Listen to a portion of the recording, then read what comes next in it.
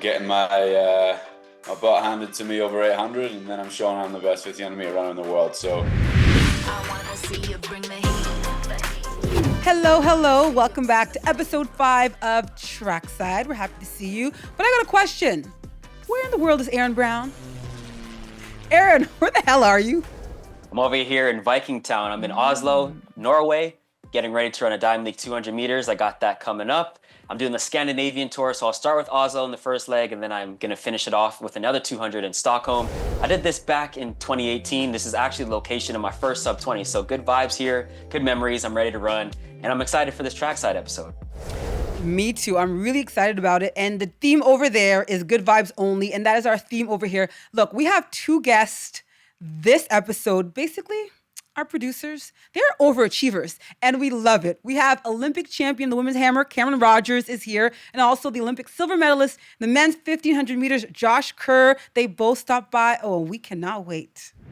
But before we kiki with our 2 guests, we got to get into these headlines, right? And you know exactly where I'm about to start. And to quote the British track and field commentators, things are hotting up.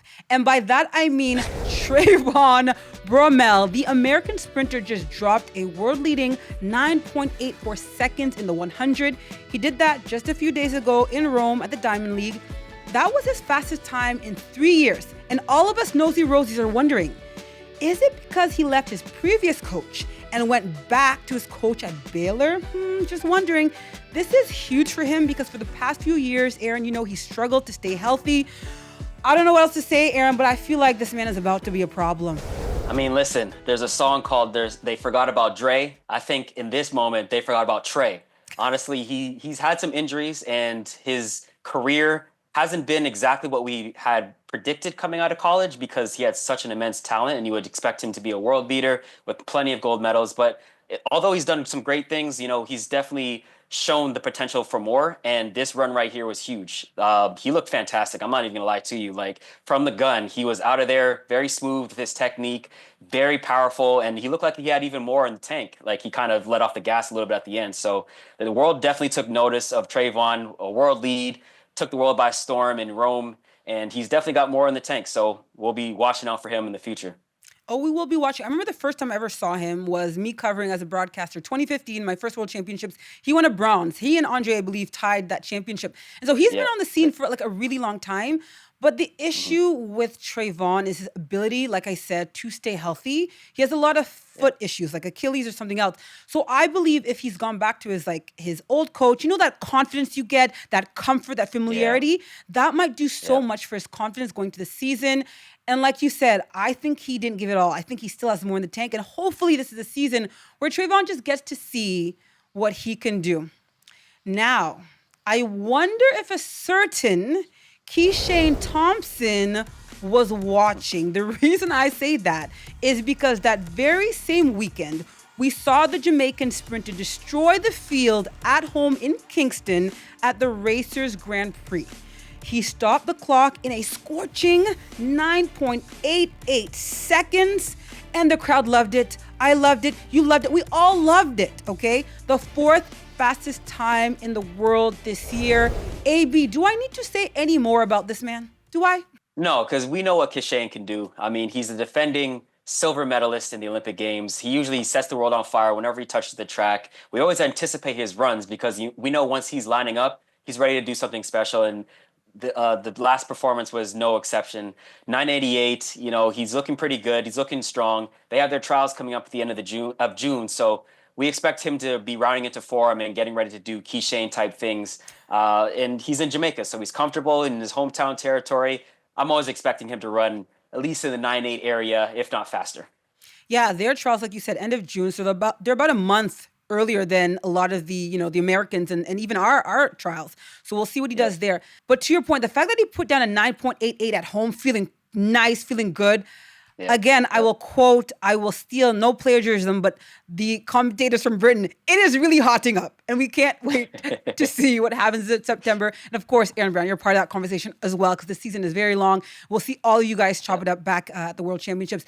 A name that we do need to mention, though, is Canadian track star Audrey Leduc. She made her 2025 200-meter season debut at the very same meet in Kingston. She put down a solid 22.80 seconds, finishing just behind world champion and Jamaican all-star Sharika Jackson. She won that race in 22.53 seconds. Speaking of Canadian track and field stars, we have one right here in our midst, Olympic champion in women's hammer throw, and of course, also Olympic champion in the smile department, because of course, is Camryn Rogers. Welcome to Trackside. Thank you so Star much. in the building. Oh my gosh. Love chatting with you guys. So happy to be here. Thanks so much for having me on. Cameron, the last time I saw you, we were chopping it up with the Prime Minister in his office for breakfast. And even before that, we were at the Legacy Awards together. So every time I see you, it's kind of an iconic moment. But how's everything going so far? Oh my gosh, things are great. I know we've had some really cool experiences the last couple times together. Those were so much fun. And I think to have those kind of before season celebrating last year was just really like amazing moments to have. But now we are in the midst of season. I'm about 3 meets into my season now. I have, oh gosh, maybe like 8 more to go, including Worlds. So we're still kind of in the beginning stages, but the craziness of summer is really starting to catch up. But this is where the fun part is. This is what we train for all year. This is what we look forward to. So lots of exciting travel coming up, big meets. So I'm happy. Well, Camryn, you're the queen of the hammer. You know, you're the female Thor, defending world and Olympic champion. You know, so dominant. But I want to play this clip because I want to remind the young athletes out there that even the great Camryn Rogers has moments like this. Okay. Whoops. Oh my God. Talk us through it. What happened there? What's going on? So I think what's a kind of crazy thing about that clip is I don't show sort of those moments as much in my training, but that was a crazy one because the hammer snapped. And I feel like the hammers, when I throw them, I don't know why, they don't usually snap a ton. I'll have maybe 1 or 2 a year, but that moment I managed to catch on camera. And it happened, and it's this kind of scary moment because you're going so fast, even though that hammer I was throwing was a heavier implement. So it was a little slower than usual, which I guess is a bit of a saving grace when you're tumbling back down toward the concrete. But the nice thing is I have a bunch of really great people around me who are always like, "You okay?" Who knew like hammer that throw was such a contact sport, Camryn? Like, Right, and then your coach right. was that your coach? I imagine like put the camera down and then you just see the ground. He's like, oh, or whatever he said. Yeah. Yeah, you good? Yeah, you good? It was, oh my gosh, he's so funny. I think he sees enough of them throughout the year that he, like, you know what to expect when the hammer snaps, but there's always that moment of fear where you're like, you don't know what just happened. You don't know if, like, someone got injured, God forbid. But that was a lucky moment where we just got to stand back up, sort of brush ourselves off figuratively and literally, and just go grab another hammer and get back into the ring. So yeah, I think one of the best quotes I heard as an athlete is that you have to have long-term goals and a short-term memory so that you're always carrying forward. So 100%. Yeah. And Aaron's I like right. that. Like the young kids need to see moments like that, right? You are world champion, sure. Olympic champion, but they need to see that not everything is perfect behind the scenes. I want to shift gears a little bit, and I would love your thoughts, your senses on the fact that there is so much happening with track stars, track athletes, as far as Athlos last year, even the Grand Slam. They are just cashing in. How do you feel about field eventers not getting the same opportunity, not being included, not being invited, in these really new prestigious, leagues that are beginning? Ooh, that's a big question. I know. I think that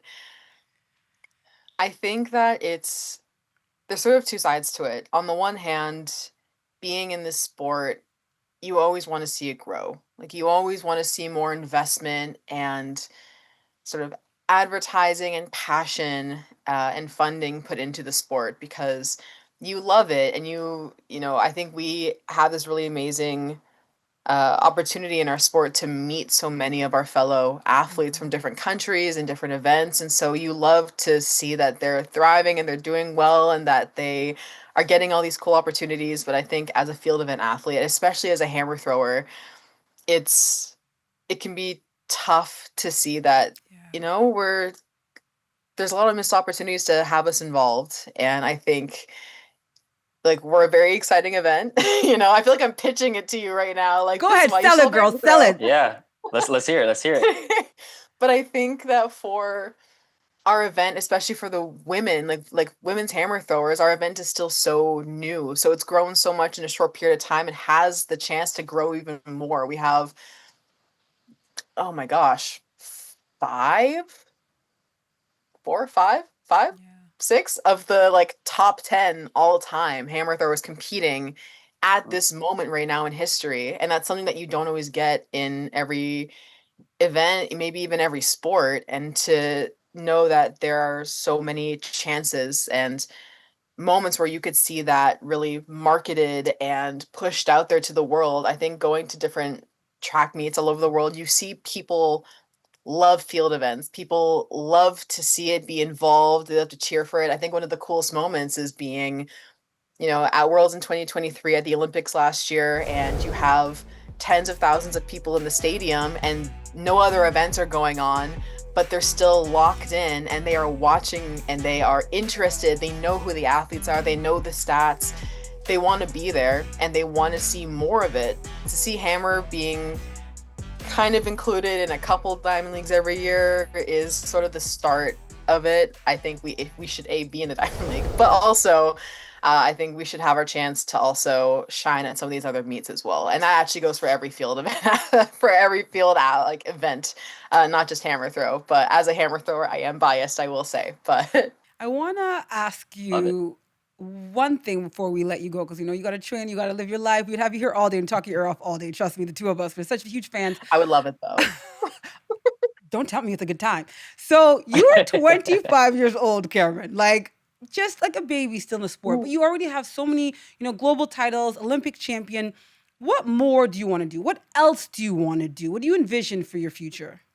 I think that there's so much life left to live, both in this sport and afterwards. I'm excited for all of it and seeing where some of these big meets are coming up, like Worlds this year, Worlds in 2027, the Olympics in LA in 2028, and then even potentially looking forward to 2032 in Brisbane. Like there's just so much more to look forward to in the sport, and to be able to come back every year and fall more and more in love with what I do, I think is a very special sort of relationship to have with this event. And it's something that now I've been doing for 13 years, and I, knock on wood, don't plan stopping anytime soon. And I just love being able to come back every day and know that there's still so much more that I want to accomplish. I don't know about you, Perdita, but I heard more goals are in the horizon. That's what I got from that. Same. Listen, Aaron and I had a conversation, I think last episode or one of these episodes, but between you and Ethan, we are probably going to go to change.org and start a petition to change the name of this sport in this country, not track and field, but field and track. Would you be okay with that? Just because of you two. Oh my goodness. You just completely turned things around for us, okay? Remember I told you, goodbye hockey, hello hammer. Camryn It was Rogers. hard for me to argue. I know Right. I'm a track guy, but it's hard for me to argue. I mean, We just gotta do it. Ethan, I'm like, this is a bold, you guys are running it. bold change to have with Aaron on this call right now. Yeah, Leave I know, it with I know, us. but you guys earned it. You have. Like, what can I say? Leave it with us. Man. Camryn Rogers, thank you so much for your time, your thoughtful, really considered, honest answers. We appreciate you. You're such a great ambassador, honestly, for our country, for our sport, and everything that you've done and will continue to do. And we'll be looking out for you, 7 years? Oh, Brisbane 2032? 2032, yeah. Yep. 7.5. Now you have to do it. Now you got to do it. You put it on Trackside. Have a great my gosh, season. thank you so much. Great to see you, Camryn. You too. So that was Camryn Rogers. I mean, I'm smiling right now because she has that infectious smile, makes everyone want to smile around her. Such good energy. It was a great interview. We could talk to her all day, but we got another segment coming up. What we got now, Perdita? We got in or out AB. And listen, I'm already laughing.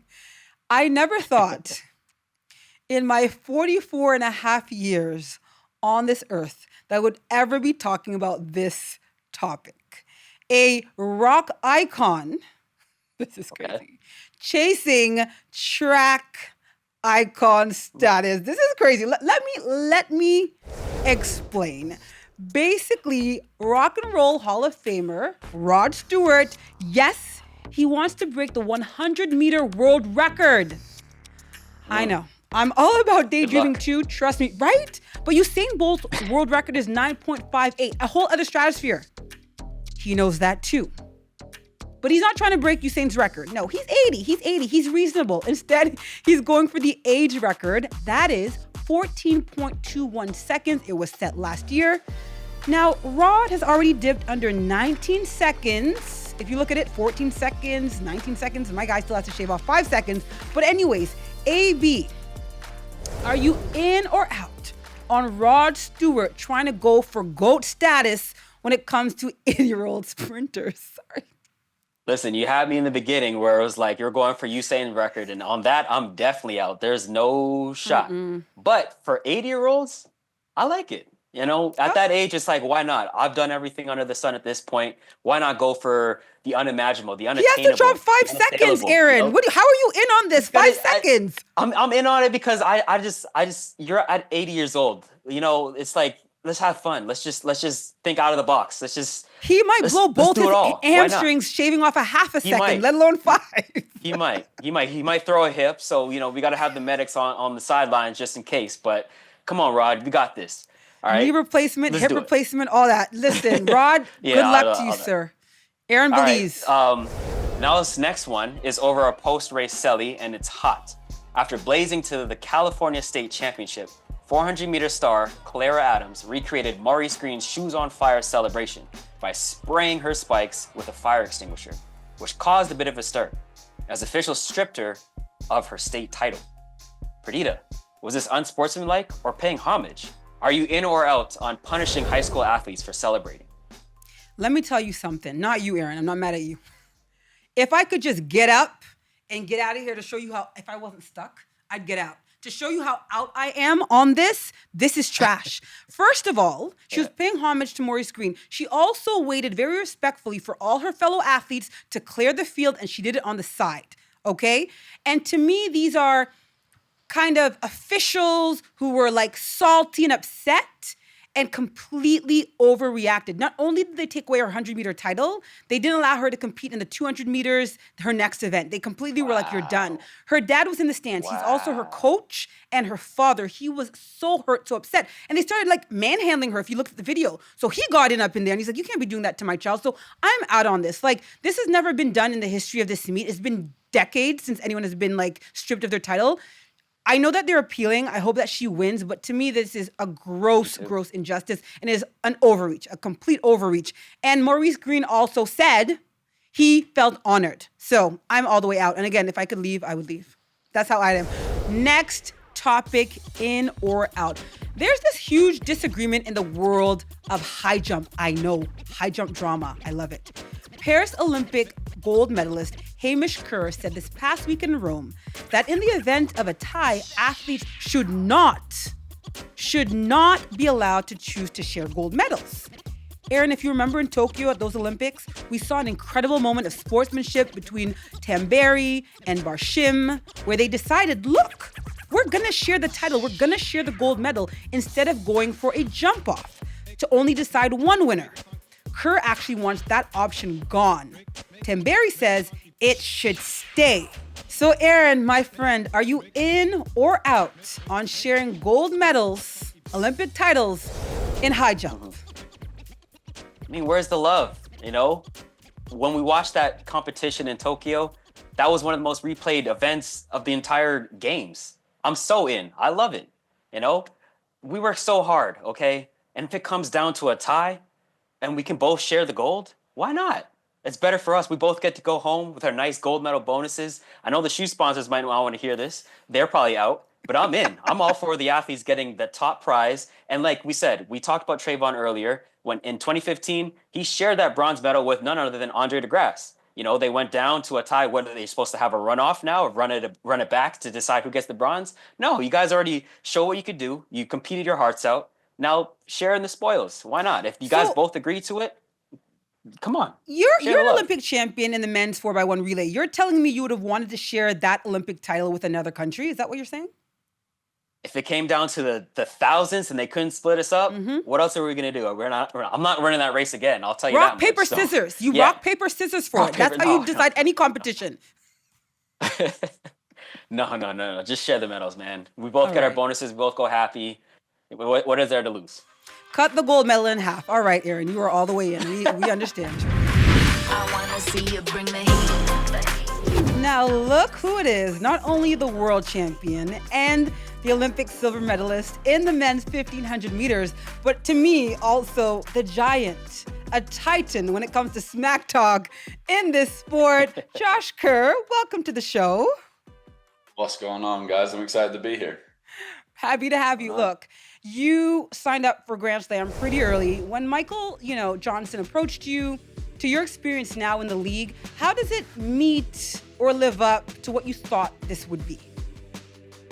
I think that when they pitched me, they promised that they were going to treat athletes like professionals, and we were going to be racing the best guys in the world. So those two things have happened. I'm getting my butt handed to me over 800, and then I'm showing I'm the best 1500 meter runner in the world. So it's pretty much what I thought it was going to be like.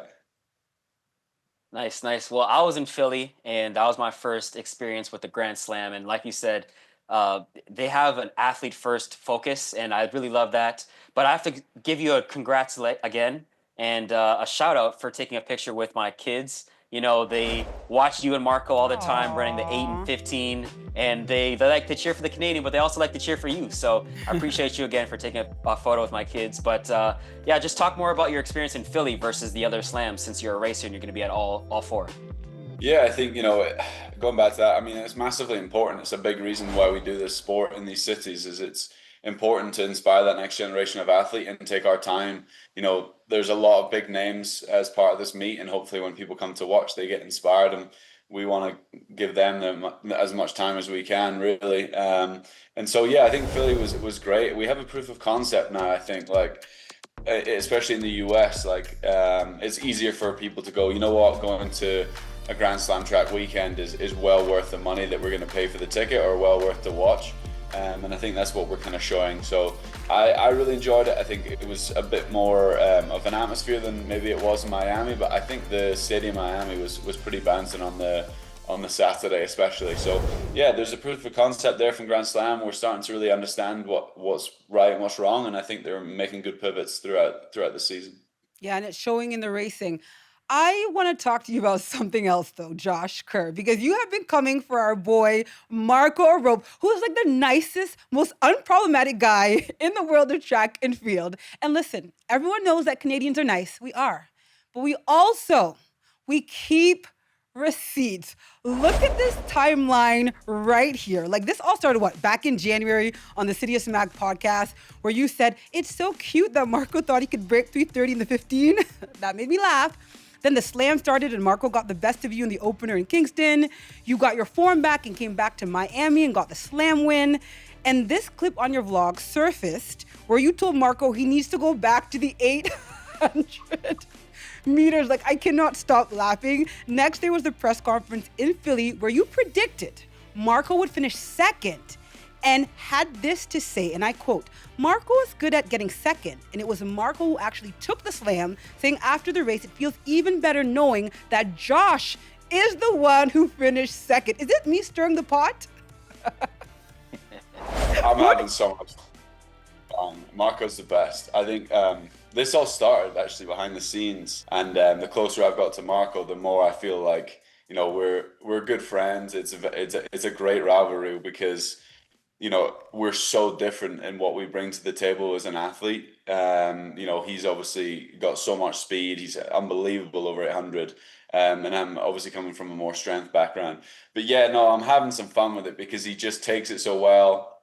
And he started this, if I'm being honest. Really? You guys didn't see it, but he did start this. He wanted it. He said, look, I think me and you could have a good back and forth.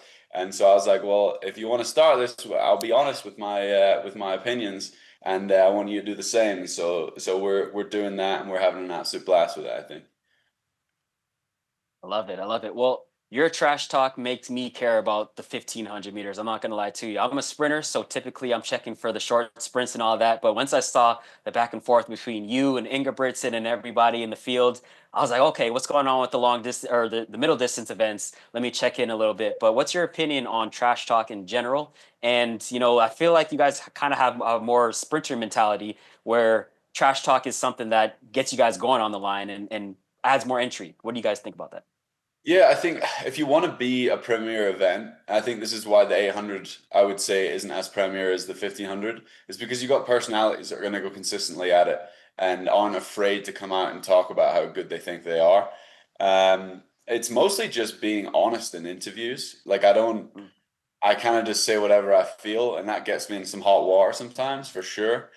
I'm not really someone that plans out what I want to say, and so I do get led a lot by interviewers a little bit, but I'm having a good time with it. I think you can be authentic to yourself and just give the answers you want to give, and then however people are going to receive that, they're going to receive it. So yeah, I do think for the 15, the reason that there is intrigue, the reason it is a premier event, it's a blue ribbon event, is because you want to watch it. You have to watch it to know the end of the story, and that's what most of the year is built up towards. We have great performances across the board right now.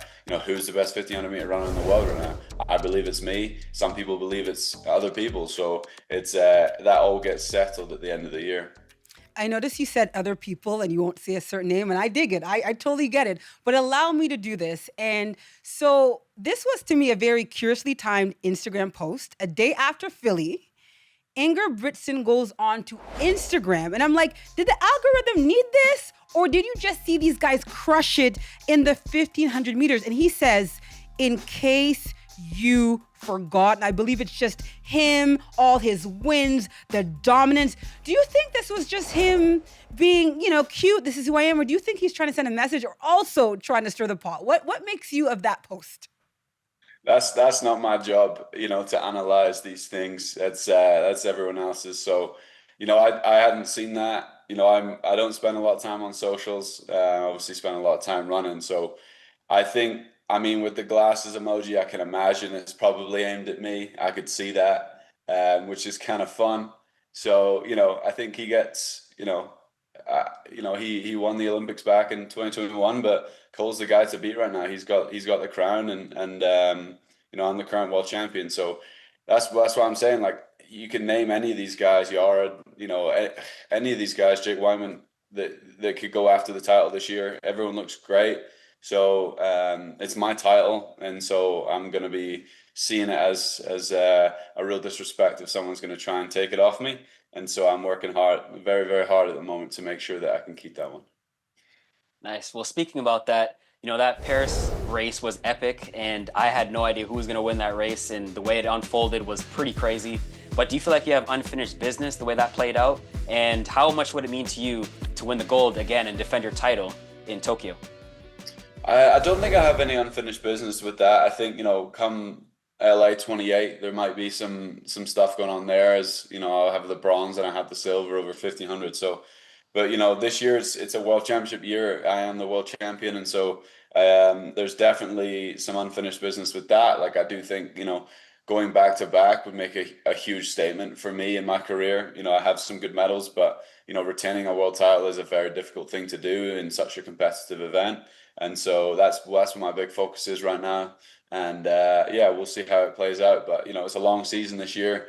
I'm coming into form pretty well. I had a pretty slow start to the year and racing my way into some good fitness. And we'll see where the 1500 is at from a time trial perspective after the Grand Slam finishes. And then we'll work our way into the World Championships. One of our last questions, Josh, I want to know for you, like, what keeps you hungry? Because you really sound determined to me. You sound like, I want this and I'm not done here. With the the monotony, I would say, of training, how do you keep yourself hungry and that you keep that, that tiger's eye? What is that for you? I'm like obsessed with running and training, to be honest. And so I'm so curious about every aspect of it. If it's the sleep, if it's the nutrition, if it's the weight room, if it's mileage, if it's like every single aspect of it. And you can change like all of it all the time. And I love the sport. And it's very much you put the work in and I see my results. I think I'm great at figuring out where I'm at before the 1500, and so I have a good idea how to push my body to those limits. But I just don't know what other job that you can have where, from an individual like perspective, there's no skill per se, so there's not much luck in it. You just put your work in and you come out with the results. And if my body's going to continue to allow myself to do this, then I'm going to keep doing it for as long as I can. And I'm doing it to the highest level that I think I can. And I'm treating the sport the way it should be treated, which is with respect and taking a slow approach to my career. I've been getting better every year for the last 12 years. So it's just making sure that I can stay at the top as long as possible, really. Sounds like that curiosity for you of what you can achieve is such a huge piece. Josh Kerr, thank you for coming on to Trackside. We're so happy to have you. Happy to have this conversation. And we can't wait to see what you do next. Good luck. I appreciate it. Thank you so much. All the best, man. Take care. Appreciate it. You know what time it is? The part of the show that we all looking for, Perdita. It's time for this week's shout-outs. And I wanted to shout out Jacory Patterson, who made headlines after running a lifetime best of 43.98 in the 400 meters at the Grand Slam Tracks Miami leg. In that event, he ran as an unsponsored athlete who was pulling night shifts at UPS to fund his pro track dreams. Then, just last week, announced that he'd signed with none other than Nike. Perdita, we've been saying that Grand Slam track would make an impact, but these early returns have shown just that. Show Jacory Patterson the money, honey. Okay, he got shmoney now. Look, they were calling him the world's fastest UPS driver, okay? Because that's what he did. He delivered, parcels and he drove the UPS truck. Now this man doesn't have to do that. And you are right. Grand Slam is just making things happen. And anyone who talks trash about this league, you're crazy, because look at this. And I think this is life-changing. This is life-altering. I don't know the details of his contract. Neither do you. 50,000, 200,000, 100,000. Who knows? It doesn't matter. This man now gets to go for his dream. And let me tell you, the fact that you have now freed him up, that he doesn't have to do all this other side work, and this man can now focus on just training and eating and sleeping and being faster. The man is a nightmare. Watch out. He is dangerous. Oh, and he'll also be on next week's show. Are you not excited for that? Definitely got to ask him about that. I mean, working UPS and running track and field, I got to know how he did it. To run 43 seconds under those conditions, you're a bona fide star. So I'm looking forward to that interview. I wonder how he delivered his resignation letter. I just want to know. I just want to be like, boop, goodbye. Okay, we've taken up enough of your time. They probably wrote it out for him. This is true. A Nike letterhead, no longer needed. Yeah. Listen, This week's promo, you were racing. So you were there. I feel like you should take this one. Okay, I got you. So you can watch your boy in the 200 meters at the Stockholm Diamond League. And if that wasn't enough to entice you, the GOAT, Mondo Duplantis, will be looking forward to putting on a show in front of his home crowd. Plus, we'll see an epic 400 meter hurdle showdown featuring the reigning Olympic champion, Rai Benjamin, world record holder, Karsten Warholm, and the Diamond League champion, Alison Dos Santos. Watch this Sunday on CBC Gem, starting at 12 p.m. Eastern. Oh yes, a big week of racing for our boy. And normally I like to chit-chat, AB, but you gotta rest up, You gotta do your thing. I do. Of course, you can watch us every single week. Every Thursday, a new episode drops, 10 a.m. Eastern time. We will see you next time. Cook 'em, AB, cook 'em. Got the Viking spirits, I'm ready. See you guys later.